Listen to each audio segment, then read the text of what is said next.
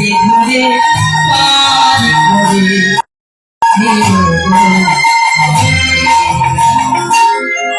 জয় জয় নিতাই গৌর সীতারা পৃথিবীর মানবী মন্তাই গৌর হরি হরি হরি হরি হরি জয় প্রভু জয় নিতাই জয় গৌর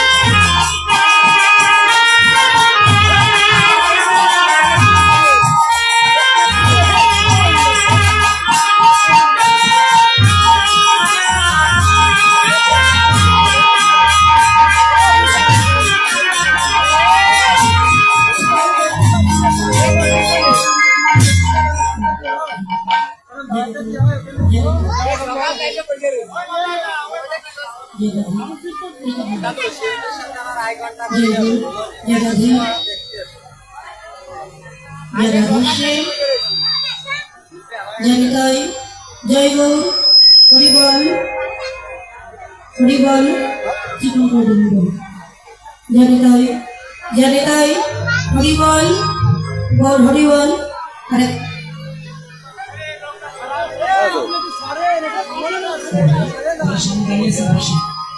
জনিতাই জনিতাই হরিবল আর কি চেষ্টা করব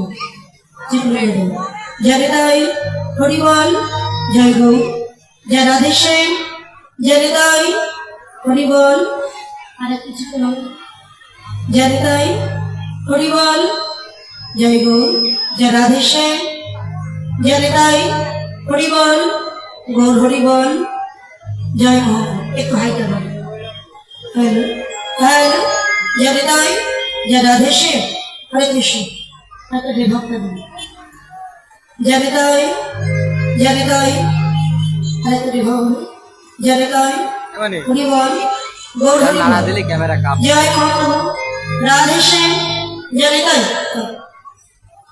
দেখি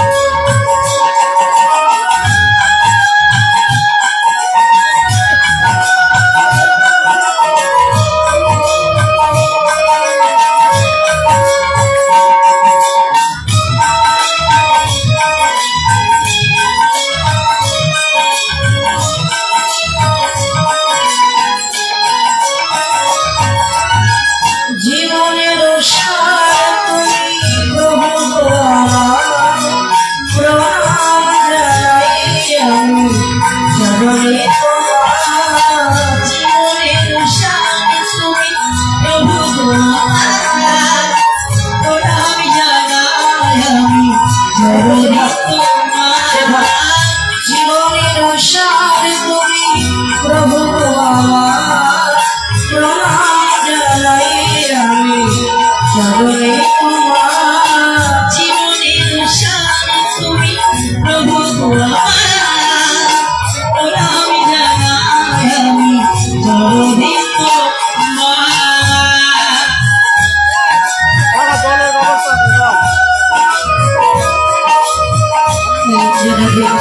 সকলে করেছে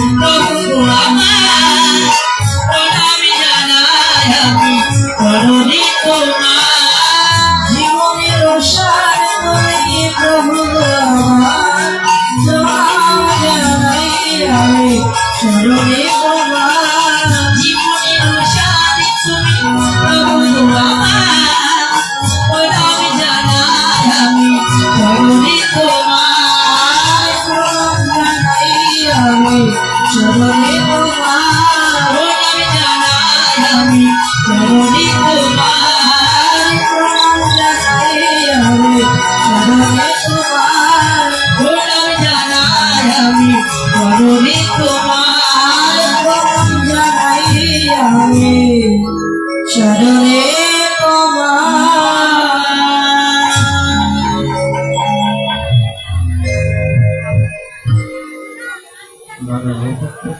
আমাদের মাঝে আমাদেরকে এই মহৎ অনুষ্ঠানে 500 টাকা দান করে কপি করে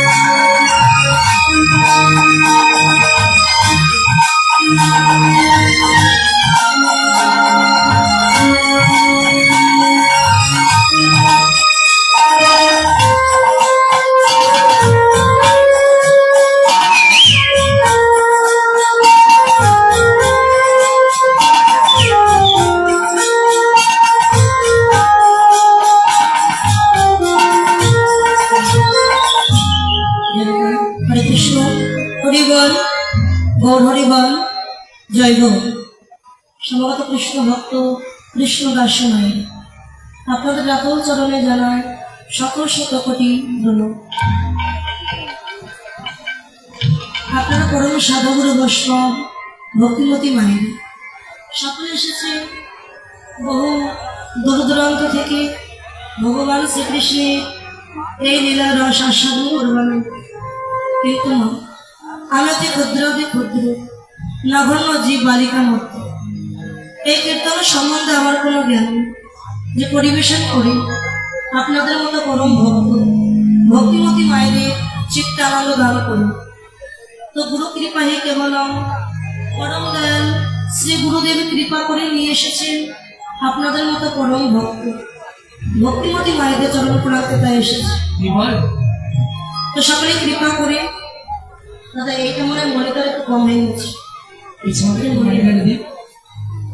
সকলে কৃপা করে কৃপা আমার উপরে ভরসা করবে যেন সে অনাদির আদি গৌর গোবিন্দের গুণকীর্তন পরিবেশন করে আপনাদের চিত্তে আনন্দ দান করিতে পারে। তো কৃতজ্ঞ বিষয় এখন মধ্যাহ্নকালে নিলাম আমি কি আমার মতো দায়ী নাকি আপনারা বলবেন?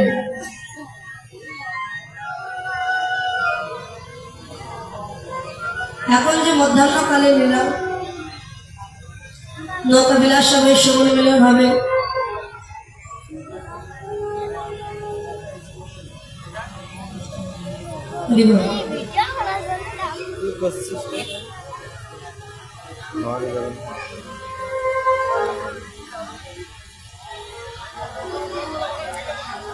যে পেলে ভালো লাগবে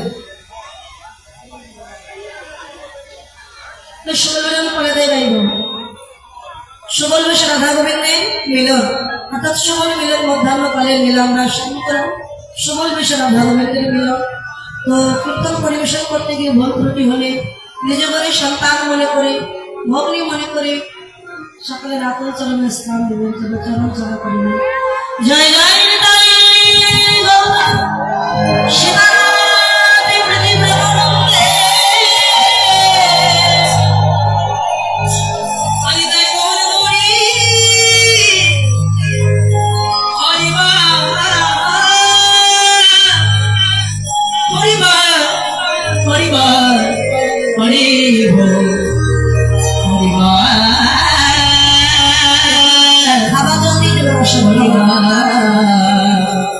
একটু খাবার জল দিয়ে যাবেন, আসলে খাবার জল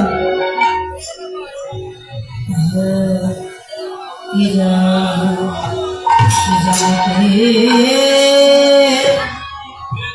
কি জানে কে ভাবে গো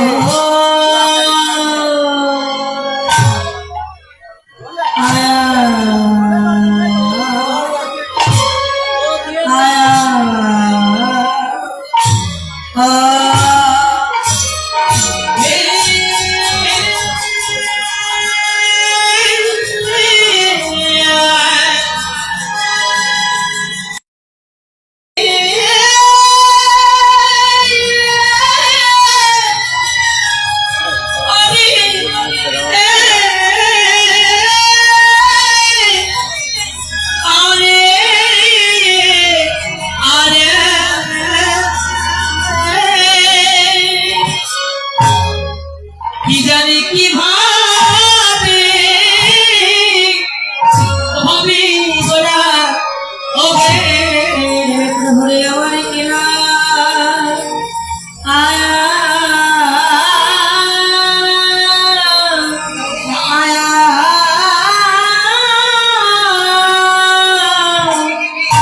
ভাবে আয়ে আয়ে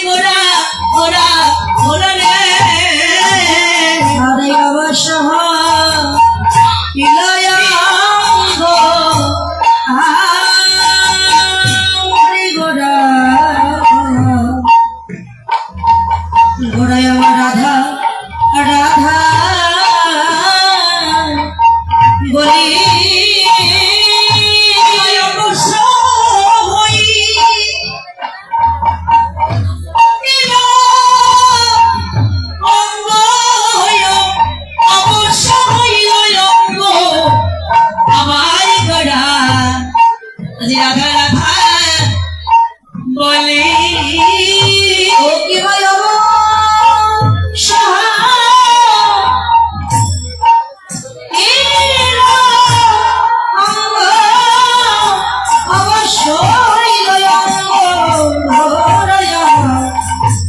রাধা রাধা বলে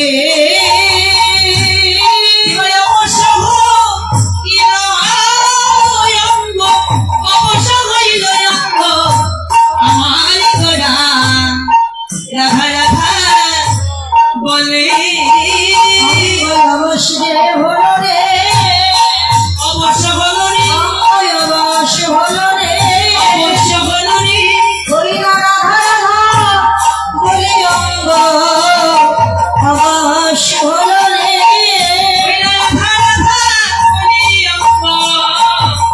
অবশ্য হলো রে হরি না ভাবিনি ভিন বলে অঙ্গ অবশ্য যে হলো রে অপরিধি বড় রঙ্গ অবশ্য হলো রে বল হবে না কেন বা হবি না কেন বা কেন বা কৃষি আরে কৃষি হবি না কেন বা হবে না কেন বা এই বেলা নাই ওদের বিমান হবে না কেন বা নদীর নিমাই হবি না কেন বা জয় দাও জয় দাও জয় দাও জয় হবে জয় দাও জয় যাবি তোরে জয় দাও জয় ওই এমন দিনা হয় কি না হয় জয় দাও জয় দাও ওই এমন দিনা হয় কি না হয় জয় দাও জয় দাও ওই সুতার জ্বালা জুড়াইবে জয় দাও জয় দাও ওই এমন ভাগ্য হয় কি না হয়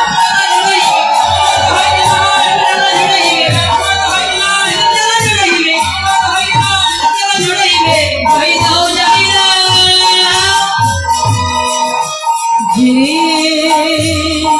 ঈশ্বর পরম কৃষ্ণ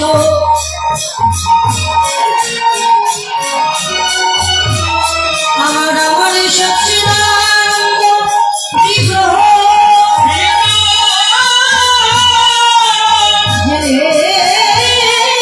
যে অনাদির আদি গোবিন্দ যিনি সর্বকারণের কারণ আমার হরি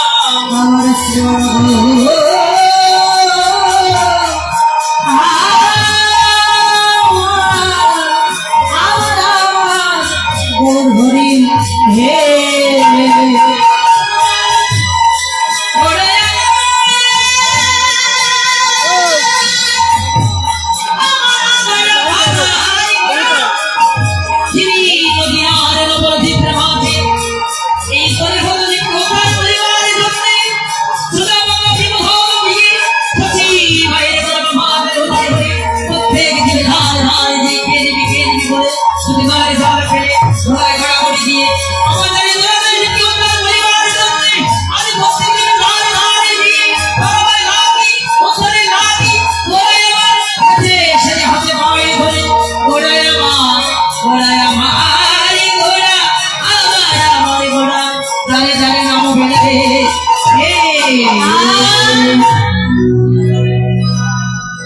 জিনিসটা পরম কৃষ্ণ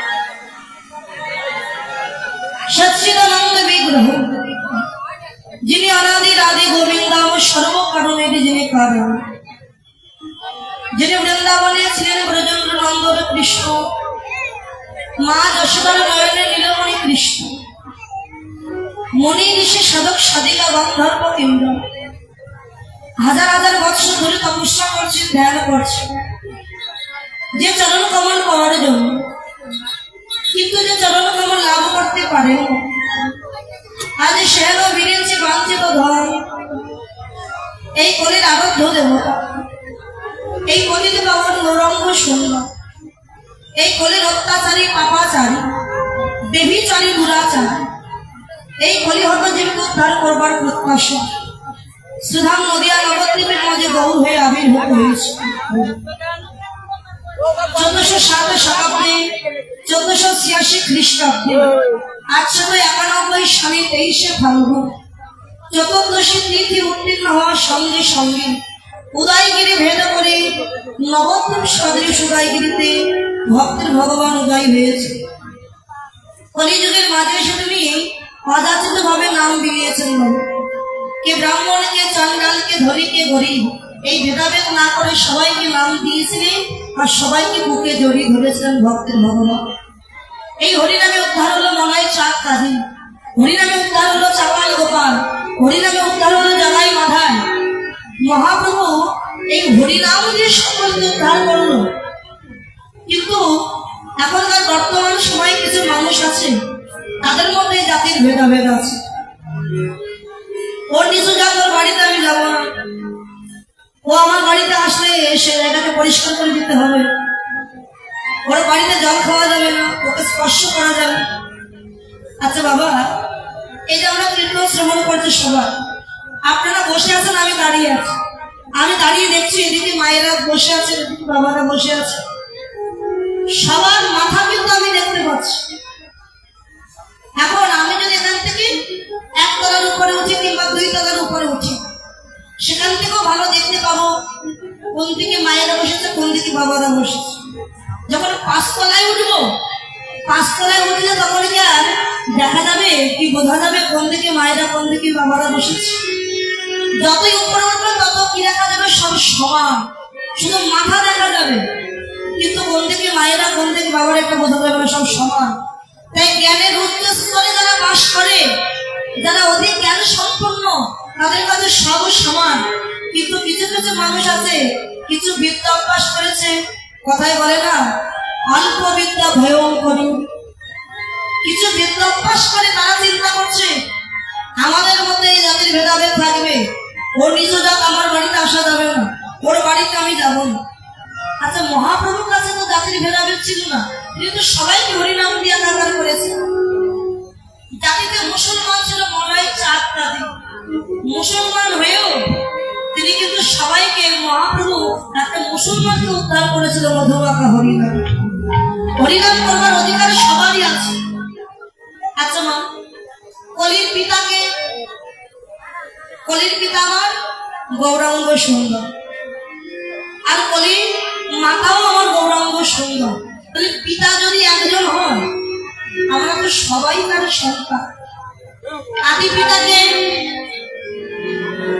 আদি পিতাকে মনু, আদি পিতা মনু, আর আদি মাতা শতরূপা। তাহলে গৌরাঙ্গ সুন্দর তিনি কলিযুগকে উদ্ধার করবার জন্য পিতৃ সমতুল্য বা মাতৃ সমতুল্য হয়ে পিতা মাতার ন্যায় এই কলিযুগের মাঝে এসেছেন। তাহলে বাবা মা যদি আমার গৌর হরি হয়, তাহলে আমার তো সবাই তার সন্তান। তাদের এত ভেদাভেদ কেন? জাতির ভেদাভেদ কেন? এই ভেদাভেদ একটা কথা মনে রাখবেন মা, মুচি হয়ে শুচি হয় যদি কৃষ্ণ ভজে, আর শুচি হয়ে মুচি হয় যদি কৃষ্ণ ত্যাজে।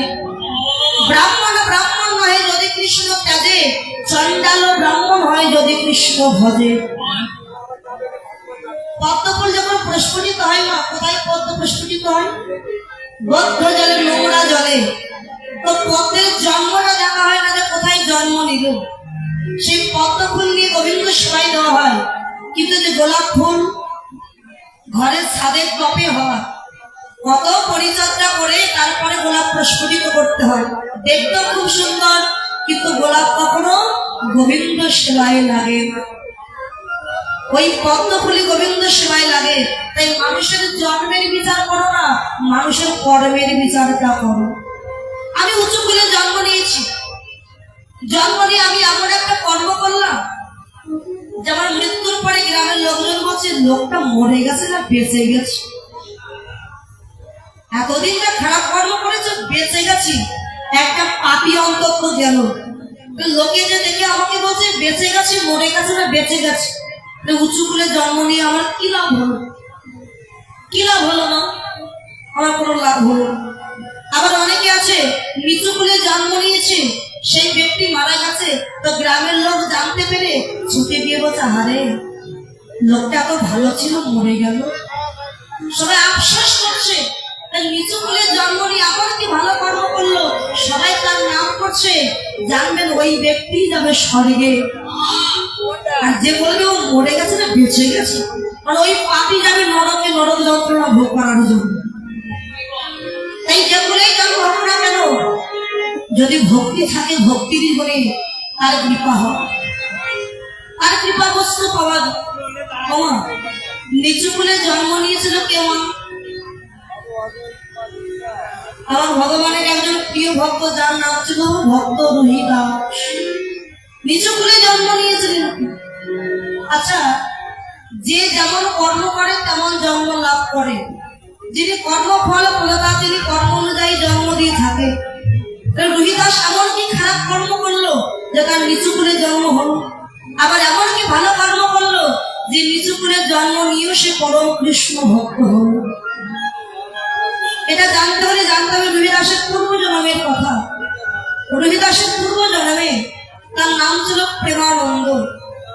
এই প্রেমানন্দ যখন মায়ের গর্ভে তার বাবা মারা যায়, আর প্রেমানন্দকে জন্ম দিয়ে সন্তানের বদন দেখবার আগে প্রেমানন্দের মায়ের মৃত্যু হয়ে যায়।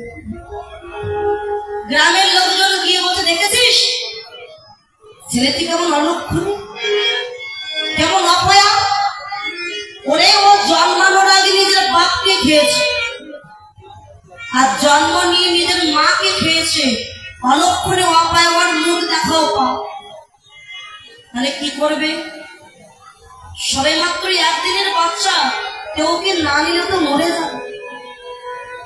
গ্রামের লোকজন বলছে, মরুক, মরলেই আমরা বাঁচি, যারা কাজ করে ওকে নিয়ে আমরা কোনো রাস্তার ধারে ডাস্টবিনে ফেলে দিয়ে আসি, শিয়াল কুকুরে ছিঁড়ে খেয়ে ফেলবে, মরে যাবে। গ্রামের লোকজন বাচ্চাটিকে ধরে নিয়ে যাচ্ছে রাস্তার ধারে ফেলে দিতে, কিন্তু গ্রামের সবাই তো আর খারাপ নয়, ভালোর মধ্যে যেমন খারাপ থাকে, খারাপের মধ্যেও ভালো থাকে। সেই বৃদ্ধা মা, তার স্বামী নাই, সন্তান নাই, জগতে আপন বলতে কেউ। ওই বৃদ্ধা মা জানতে পেরে ছুটতে ছুটতে এসে বলো, গো ওই বাচ্চাকে থেকে তোমরা ফিরে দিও, জগতে ওরও কেউ না, আর আমারও যে কেউ, ওই বাচ্চাটিকে তোমরা একবার আমার আমি ওকে নিজের পুত্র স্নেহে মানুষ করব, ওকে ফেলে দিও। গ্রামের লোকজন বলছে, নেবে তো নিয়ে যাও, কাদার কি দরকার আছে, ওকে নিয়ে গেলেই আমরা বাঁচি। গ্রামের লোকজন বৃদ্ধা মাটিকে ওই সন্তানটিকে দিয়ে দিয়েছে। তাহলে যার স্বামী না, তাকে তো কাজ করতে হবে মা, কাজ না করলে সংসার চলবে কি করে? প্রত্যেক দিন গ্রামে ভিক্ষা করতে,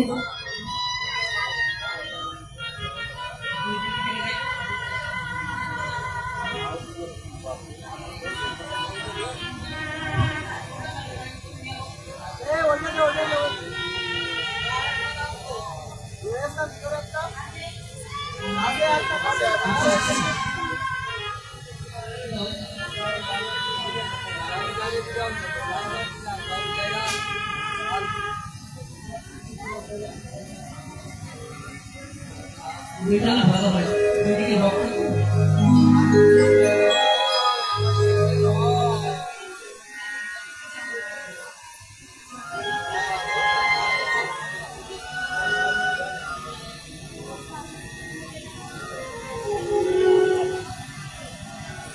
প্রত্যেকদিন গ্রামে ভিক্ষা করতে যায়, কাজ করে, ভিক্ষা করে যেটুকু অর্থ পায় তাই দিয়ে একটু করে দুগ্ধ কিনে নিয়ে আসে ছোট্ট প্রেমানন্দের জন্য।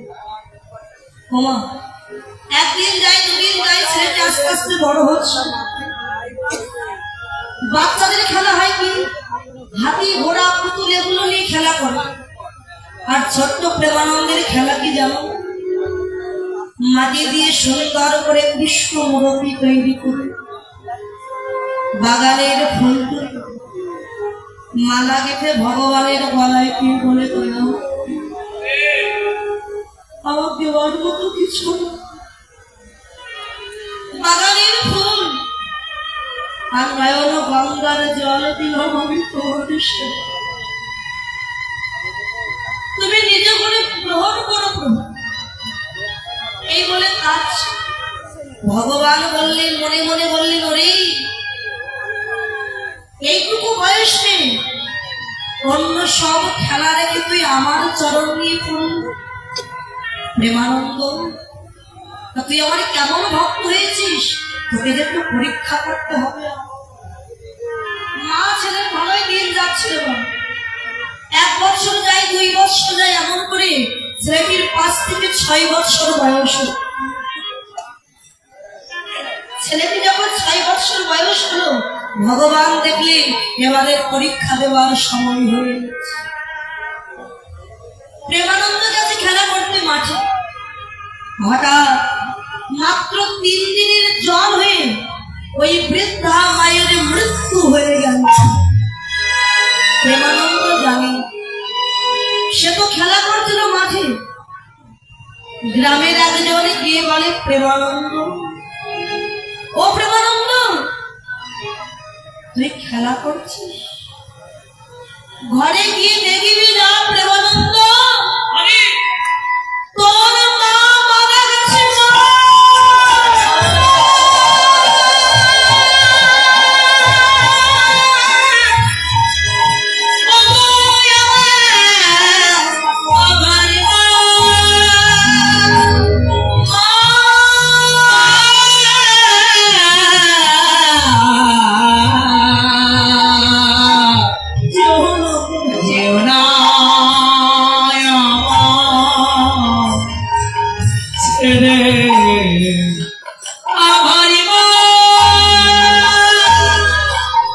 ছুটতে ছুটতে গিয়ে রাখে তার মা পড়ে আছে ঘোড়া।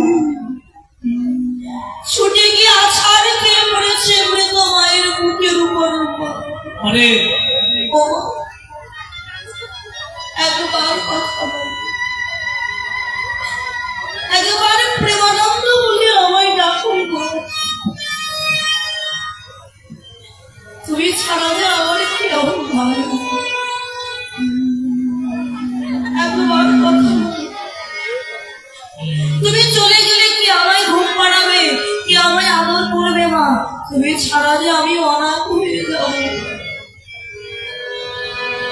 কিন্তু যে চলে যায় সে তো আর কোনোদিন ফিরে আসবে না। ছেলেটির মা মা বলে কাছে মায়ের মুখের উপর। গ্রামের লোকজন তার বৃদ্ধা মাকে নিয়ে শ্মশানে গিয়ে সৎকার করে ঘরে ফিরেছে। মায়ের শোক ভুলতে না পেরে ওই ছোট্ট ছেলেটি ধুলায় গড়াগড়ি দিয়ে কাঁদছে ঘরে। মা, তুমি আমায় কোথায় রেখে গেলে মা? আমার যে আর কেমন রইল না, একবার ফিরে এসো। পাড়াহারে অনিদ্রায় 1 সপ্তাহ কেটে গেল মা, কিন্তু এই বাচ্চাটিকে কেউ কিছু খেতেও দিল। যখন 1 সপ্তাহ হয়ে গেল, ক্ষুধার জ্বালা সইতে না পেরে ওই ছোট্ট প্রেমানন্দ গ্রামে গিয়ে দুয়ারে দুয়ারে গিয়ে ঘর পেতে দিয়েছেন। মা, আমায় কিছু খেতে দাও না, আমি 1 সপ্তাহ ধরে আমি কিছু খাই, কিছু খেতে দাও। গ্রামের লোকজন বলে, তুই জন্মানোর আগে নিজের বাপকে খেয়েছিস, জন্ম নিয়ে মাকে খেলি, যে মা মানুষ করছিল তাকেও খেলি, এত মানুষকে খেয়ে তোর পেট ভরল, আবার আমাদের বাড়ি এসেছিস খাওয়ার জন্য, আমাদের খাবি? বেরিয়ে দূর হয়ে যা বলছি, কোনোদিন যেন তোর মুখ আর না দেখ। যার বাড়িতে যাই দূর দূর করে তাড়ি, ছেলেটি খোদার জ্বালা রাস্তার ধারে একটি বৃক্ষের তলদেশে বসে দুটি বাহু তালন করে কেঁদে বলে, কৃষ্ণ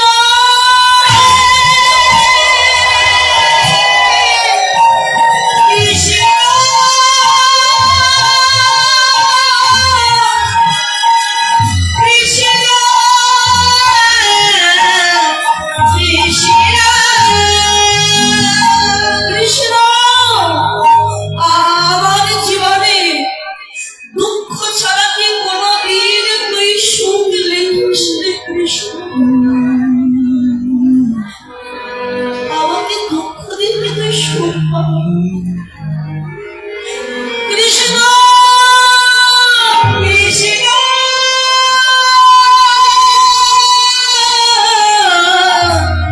কৃষ্ণ নিধর নিয়তি দিচ্ছ আমায় আখি জল পোহাও, চিরদিন শুধু দুঃখ দিলে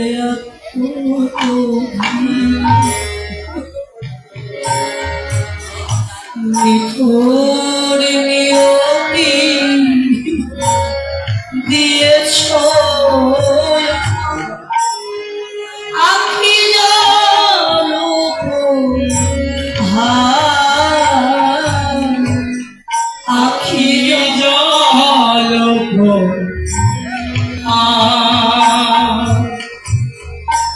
আখি জল কৃষ্ণ ব্যথা দিয়ে তুমি যদি সুখ পাও, যত ব্যথা তুমি আমায় দিয়ে যাও, ব্যথা দিয়ে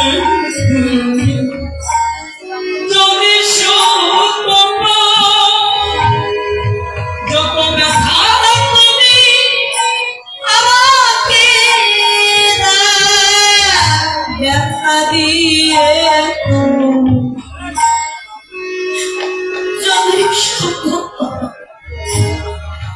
যত ব্যথা তুমি আমায় দিয়ে যাও, ব্যথা দিয়ে যদি সুখ পাও,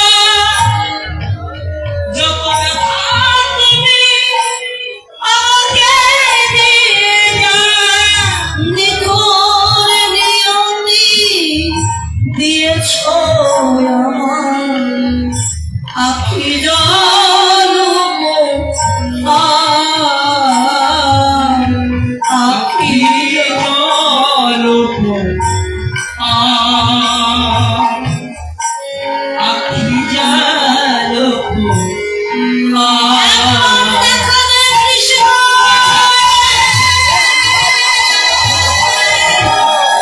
দেখা দে কৃষ্ণ।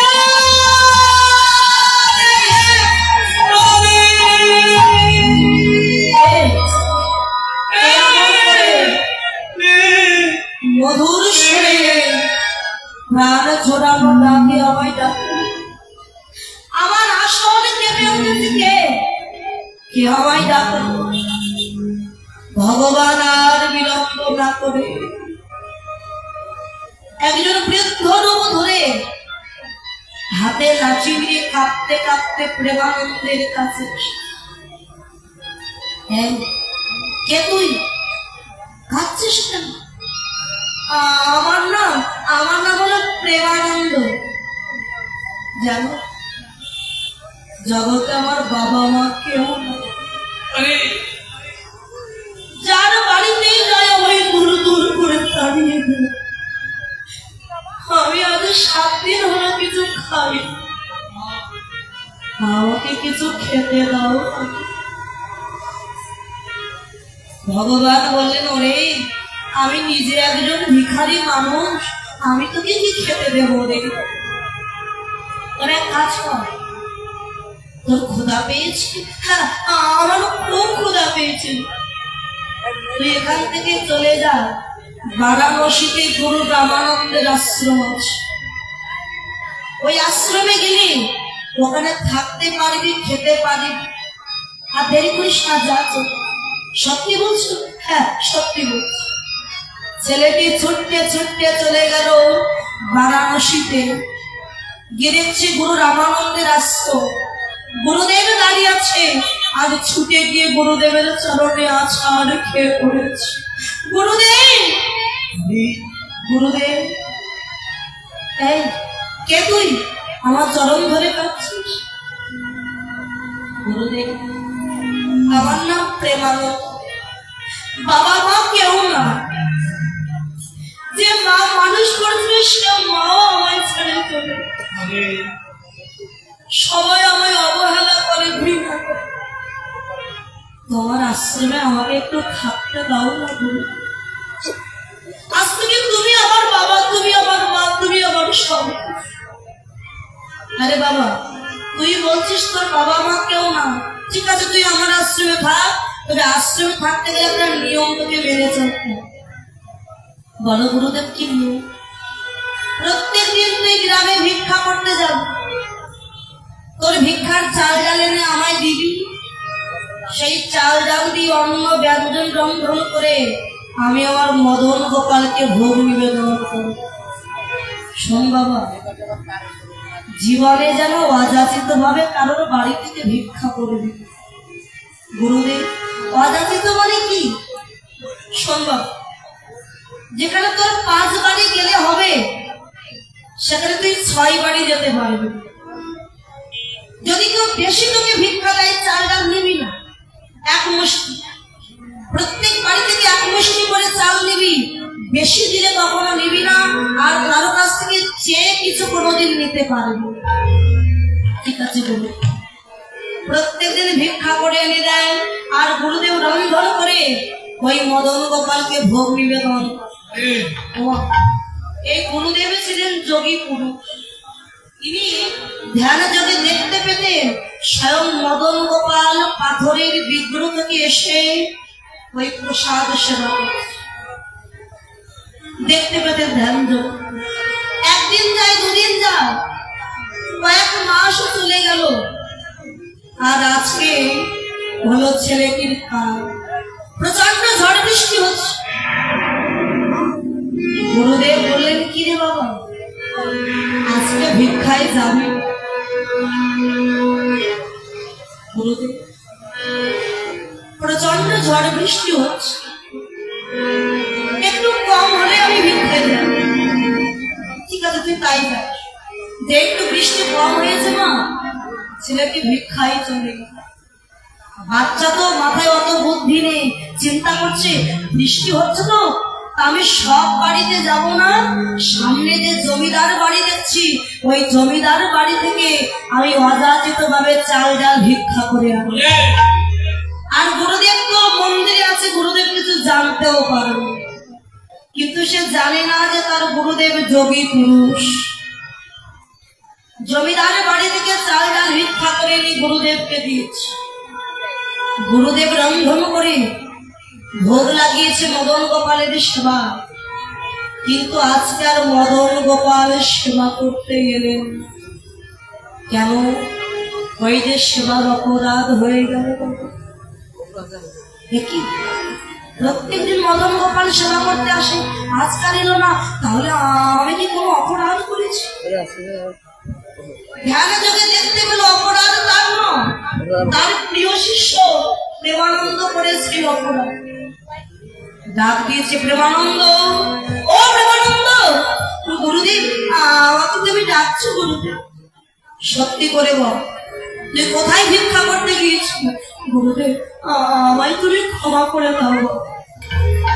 খুব ঝড় বৃষ্টি হচ্ছিল বলে আমি না সব বাড়িতে যাইনি, ওই সামনের জমিদার বাড়ি থেকে আমি অযাচিত ভাবে চাল ডাল ভিক্ষা করে এনেছি। আমায় এত চাল ডাল দিয়েছে, আমাকে 10 দিন ভিক্ষায় না গেলেও হবে। কি করলি তুই দুরাচারী? তোকে বারণ করা সত্ত্বেও তুই সে অযাচিত ভাবে ভিক্ষা করবি। তুই কি জানিস আজকে তোর জন্য আমার মদন গোপাল আর সেবা করতে হবে? তুই কেমন শিষ্য যে নিজের গুরুদেবকে ভজনের পথ থেকে সরিয়ে দিবি? বেরিয়ে যা, তোর মুখ আমি কোনোদিন দেখতে চাই না, বেরিয়ে যা। ছেলেটি ছিটে গিয়ে গুরুদেবের চরণ দুখানা জড়িয়ে ধরেছে। কি তোর গুরুদেব, তুমি আমায় বকো, তবু আমি তোমার চরণ ছাড়ব। দুরাচারী, এত করে বলছি তবু চরণ ছাড়বি না? গুরুদেবের পায়ে ছিল খড়ম, খড়ম পায়ে ছেলেটির পিঠে এমন জোরে লাথি মেরেছে যে ছেলেটির পিঠে খড়মের দাগ পড়ে গেছে, ঝড় ঝড় করে রক্ত পড়ছে, তবু চরণ ছাড়ছে। ওরে দুরাচারী, এত বকছি এত মারছি তবু চরণ ছাড়বি না? আমাকে ভজনের পথ থেকে সরিয়ে দেওয়ার অপরাধে আমি তোকে অভিশাপ দিলাম। এখনই এই মুহূর্তে তোর আয়ু শেষ, এবার তোর জন্ম হবে মুচির ঘরে, তোর নিচু করে জন্ম হবে। যেই না অভিশাপটা দিয়েছে এতক্ষণ পরে ছেলেটির চরণ দুখানা ছেড়ে দিল। গুরুদেব, সামান্য ভিক্ষা অপরাধে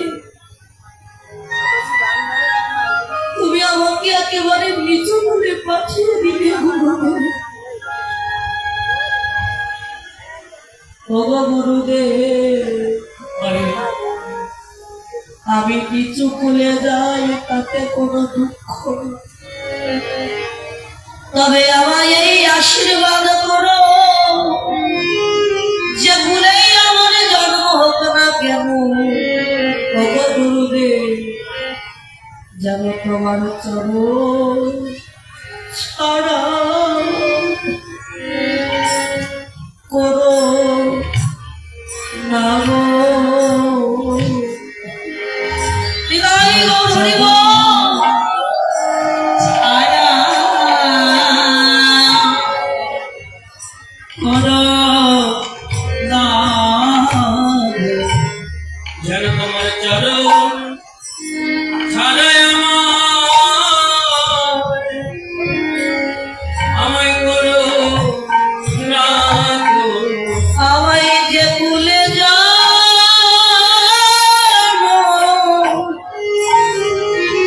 দাও না কেন, যেন চরণ ছাড়া আমায় করো না গো। আমায় যে ভুলে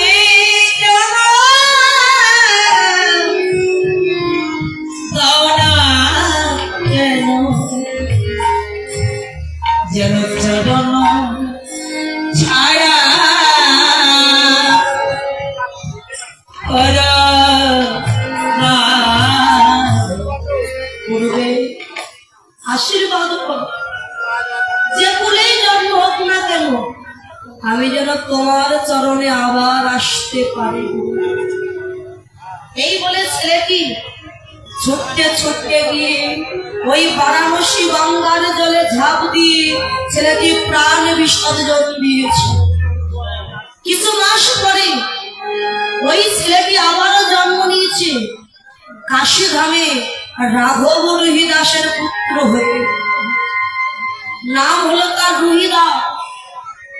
ছেলেটির জন্ম নিয়ে হলো জাতিস্বর। জাতিস্বর কাদের বলে মা?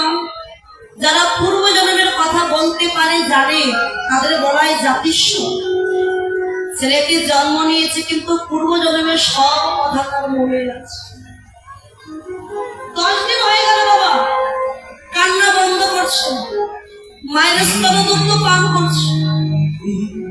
গ্রামের লোকজন এত ডাক্তার কবিরাজ নিয়ে আসলো, কিন্তু কিছুতেই ছেলেটির কান্না বন্ধ হচ্ছে। একজন কি বলে, আরে দিদি, তোর বাচ্চাটার কি হয়েছে কেউ তো বলতে পারছে না। তা চল তো, বারাণসীতে গুরু রামানন্দের আশ্রম আছে। উনি তো যোগী পুরুষ, উনি কিন্তু এখনো বেঁচে আছে বাবা। চল তো, ওনার আশ্রমে আমরা যাই, উনি যদি কিছু বলতে পারে। যেই না গুরুদেবের নামটা শুনেছে, ছেলেটি একবার হেসে উঠেছে। দেখেছিস, চল আমায় নিয়ে যা। রোহিদাসকে নিয়ে গুরুদেবের আশ্রমে গিয়ে গুরুদেবের কোলে বাচ্চাটিকে দিয়ে বলছে, গুরুদেব দেখুন না বাবা, আমার বাচ্চাটার কি হয়েছে। 10 দিন হয়ে গেল, কান্না বন্ধ করছে না, আপনি একটু দেখুন। গুরুদেব কিন্তু জানে না বাচ্চাটা কে। বুকে জড়িয়ে ধরে পিঠে হাত বুলিয়ে দিয়ে বলে, বাবা কি হয়েছে তোমার, কাঁদছো তো? যেই না পিঠে হাত বুলিয়ে দিল মা, অমনি সে খড়মের ডাকটা গুরুদেবের হাতে এসে খেতে। সঙ্গে সঙ্গে গুরুদেব ছেলেটার পিঠের জামা তুলে দেখতে পেল সেই খড়মের দাগ আজও তার পিঠে পড়ে যাচ্ছে। ছেলেটিকে বুকে জড়িয়ে ধরে বলে, প্রেমানন্দ জন্ম নিয়েছিস বাবা, জন্ম নিয়েও এ জন্মে তুই আমার কথা ভুললি না বাবা। সেই তুই আমার চরণে এলি, তোর এত ভক্তি, বল বল তুই কি চাস। ছেলেটা বাচ্চা তো, কিন্তু অলক্ষেতে গুরুদেবকে ডেকে বলে, ওগো গুরুদেব, আমার নিচু কোলে জন্ম হয়েছে, তাতে দুঃখ নয়, তবে তুমি আমায় এই আশীর্বাদ করো, আমি যেন কৃষ্ণ ভক্ত হতে পারি। কৃষ্ণ ভক্ত হয়ে সকাল সকাল সাধু গুরু বৈষ্ণবের বাজারে গিয়ে ভক্তের চরণ দুখানা হৃদয়ে জড়ায় ধরে যেন দুটি নয়ন জলে ভক্ত চরণ আমি ধোয়াতে পারি। দুটি নয়ন জলে ভক্ত চরণ আমি ধোয়াতে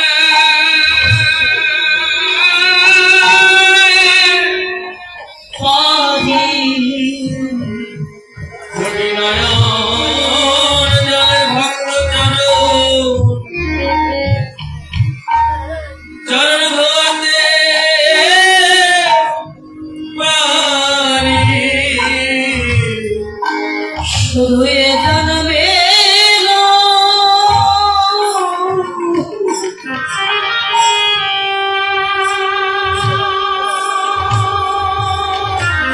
এ জন্মে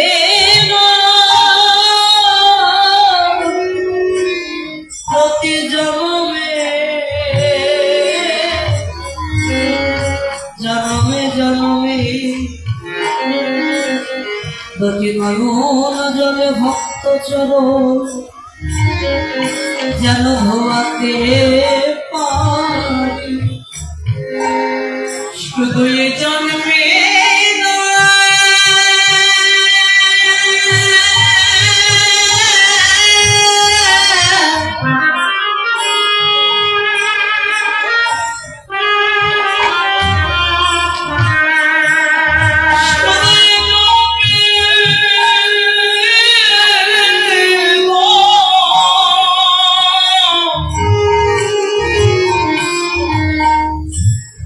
প্রতি জন্মে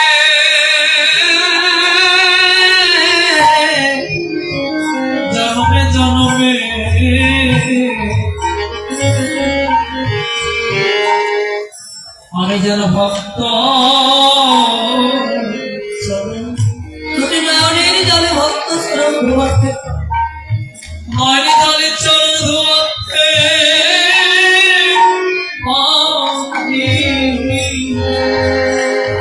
ভক্তের চরণ ধুলি যেন অঙ্গে মাখিতে পারি ভক্তে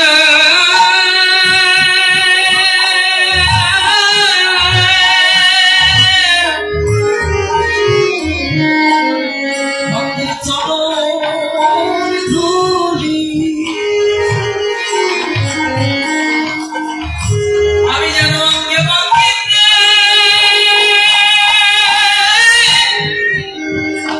মাখিতে পারি